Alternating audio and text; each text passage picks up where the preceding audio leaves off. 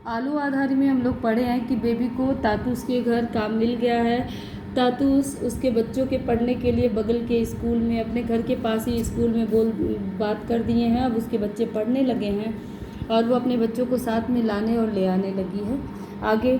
अब मैं सोचने लगी कि मुझे कहीं और भी काम करना चाहिए, क्योंकि इतने पैसों में क्या बच्चों को पालूंगी पोषूंगी और क्या घर का किराया दूंगी।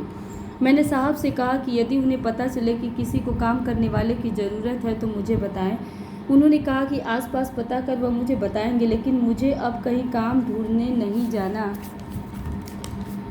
है।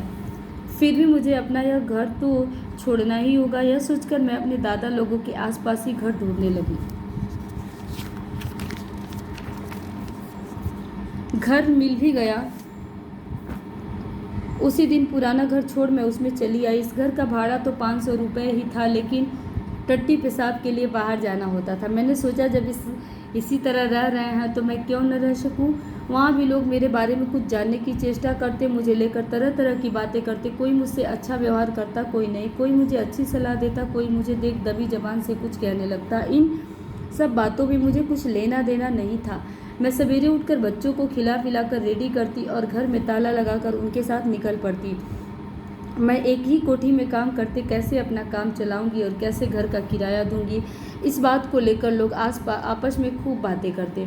मैं स्वयं भी चिंतित थी कि मुझे और दो एक कोठियों में काम नहीं मिला तो इतने पैसों में गुजारा कैसे होगा। मैं रोज़ साहब से पूछती कि किसी ने उन्हें काम के बारे में कुछ बताया क्या।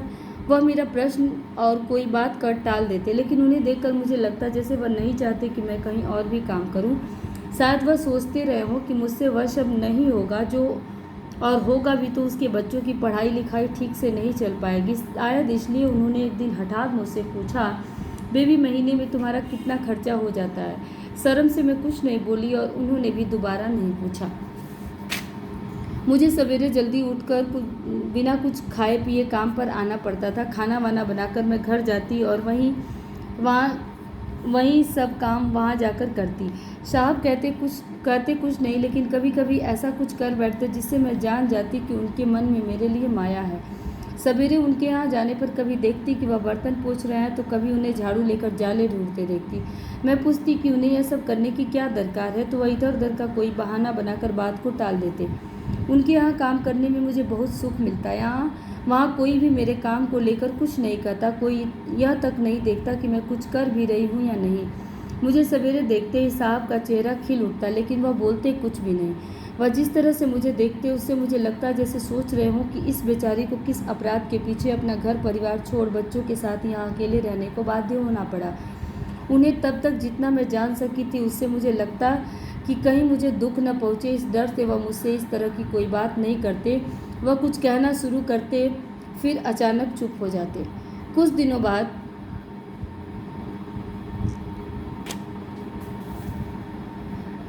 हठात उन्होंने पूछा, अच्छा बेबी यह तो बताओ कि यहाँ से जाकर तुम क्या करती हो। मैंने कहा मैं जाते ही खाना बनाने में लग जाती हूँ, साथ ही बच्चों को नहलाती धुलाती हूँ, फिर उन्हें खिला पिलाकर सुला देती हूँ। तीसरे पहर उनके साथ थोड़ा घूमती घामती हूँ। शाम को संध्या पूजा कर उन्हें पढ़ने बिठा देती हूँ।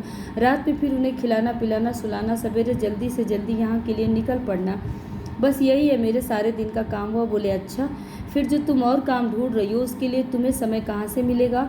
मैं बोली इसी में से तो निकालना होगा, और नहीं तो क्या। बिना किए और कोई चारा भी तो नहीं।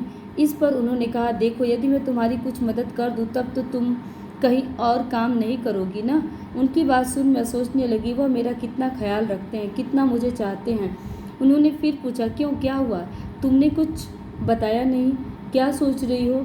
मैं बस कुछ भी तो नहीं कहकर चुप हो गई। उन्होंने कहा, देखो बेबी तुम समझो कि मैं तुम्हारा बाप भाई माँ बंधु सब कुछ हूँ। यह कभी मत सोचना कि यहाँ तुम्हारा कोई नहीं है। तुम अपनी सारी बातें मुझसे साफ साफ बता सकती हो, मुझे बिल्कुल भी बुरा नहीं लगेगा। थोड़ा रुककर उन्होंने फिर कहा, देखो मेरे बच्चे मुझे तातुस कहते हैं, तुम भी मुझे वही कहकर बुला सकती हो।